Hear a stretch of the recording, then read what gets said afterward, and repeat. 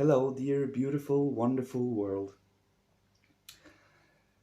Today, I would let things and inspiration flow as I often do. Some days I can't exactly pinpoint the exact thing I am supposed to talk about. So I let myself in the spiritual hands, if it if it can be said like that. So I will be inspirational in the moment, as we are saying. For in the moment, when you are here in the center, focusing on the breath, without thoughts, when focusing on the breath, the thoughts are there, but you are in control right now. They don't bother you, they are not a problem, they don't chit-chat. From the now you can get any wisdom, any solution to any problem. You can build concepts, you can explore your own memories, you can go and penetrate inside your feelings. You can cultivate your will, strengthen your will through rigorous meditation and practice, repeat, visualization. Through meditation you visualize, inspirational, and it becomes living processes. Your thoughts become living, not dead pictures, but it becomes living, changing. That's what happens when you building up and practice visualization. When you practice trust in visualization, you have to trust yourself. You have to know that your back is protected. People, the spirits have your back. The angel have your back. The divine have your back. When you trust this, they open up the portal, I would like to call it, or the vortex, or the funnel that comes down from our head and goes through our whole body, like the chakras.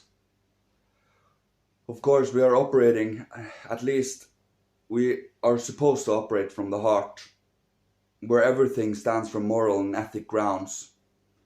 But we have become intellectual, we have become survivalists, we have become extremists when it comes to earning our own from day to day. And the way we are going is not very bright at the moment. All we need to do is change a few things. All we need to do is change ourselves, do a few choices for ourselves in our life. A few changes here and there. You can take it step by step, as long as you do something. As I like to say, the divine does not like things that takes place, things that just rot away. The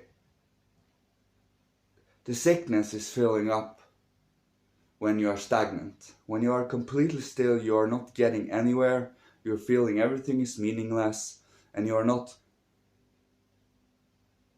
finding any purpose in life. Then sickness strikes.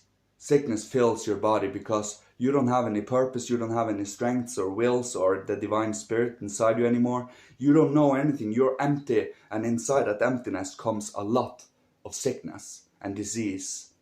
That's what happens. You can see it. Just try to only eat, sleep, and be a hedonist for a week. Just try it. Believe me, you will feel sick. You will feel egotistically sick. It is not a good feeling. And this is a pathology for many. To have mine, I must have mine. If not, I'm going to die. If not, I won't survive. That feeling is a desperate feeling that is not good for anyone. We are a lot of people on this earth, and we do have a whole lot of opportunities to cooperate and actually find a middle ground and an understanding and a praise for each culture in this world.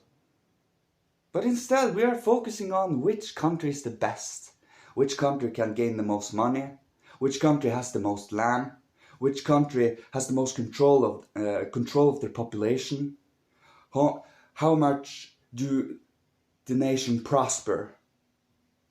But the problem here is prosperity is not happiness. Prosperity alone is rotting up, is decaying, and making a culture and a nation stagnant. You only take and take and take, become just like what happened with the old Atlanteans. They thought prosperity was happiness, and since they only focused on prosperity, they had to be wiped out because they didn't produce anything new. When we don't produce anything new as a consciousness of human beings, if we don't try something new, we are automatically getting put in a path that does not feel fruitful. It does not feel purposeful. But when you choose for yourself to grow, to build, to understand, and to become more every day, you will feel that the universe is balancing out and giving you the same results back from the outside. For the inside is where our attraction is, right? So based on what we attract, we get it from the outside. I've been trying to experiment with this now for a couple of weeks, and yeah, based on how I feel on the inside, the outside shows the same results. You have to be very objective with this. You have to be, but try it. Be awake to it for at least a couple of times. Try to, everything you choose for yourself subconsciously, of videos, of maybe advices or anything, they will reflect what you feel inside. So if you feel a little, let's say you have a little karma that you have to clean up in and it feels uncomfortable down in your gut.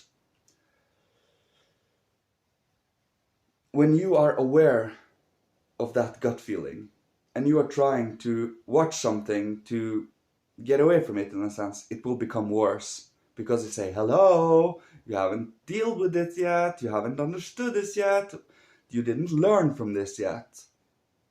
And if you run away from it, it will do that in your subconscious mind, and over longer periods of time it will go for your body. This is what energy does. That's why we have to share with the world. We have to give out to the world. We can't be parasites that feed on each other. We have to be symbiotes. We have to live for each other. We have to be able to, not symbiotes either. It has to be, it is a mutual love. It's the best way I can describe it. Love. And not physical love, not chemical love, not nervous system love, not impulsive love, as in instinctual love. It is a real understanding love from, hey, I can put myself in your shoes and I know where you come from. Because I probably have been through it, and if not directly, indirectly. Because I wanted to know what it was like. I don't shy away from any experience. If I have to experience things, I will experience it. As I said, I put myself in the divine's hand. I trust that everything I gain is for the best of my growth and for humanity, because I focus on that. And the more we all focus on it, the more we build up new consciousness, new ways of being. It's like the first person who, as I said in earlier videos, the first person who built up mathematics. He built up the concepts around this, and through his work, we all today know mathematics. You understand? That's exactly the same with esoteric science. The more you focus on yourself and build an understanding for yourself and those around you, you can't be yourself alone. You have to relate yourself to the world. You have to. If you are completely alone, who are you then? You are just something. But in relation to the world here in the physical, we are something. But we have to have that relation. That's how we know if we are putting out good or bad karma. Because we relate ourselves to the world. How does the world feel in relation to us?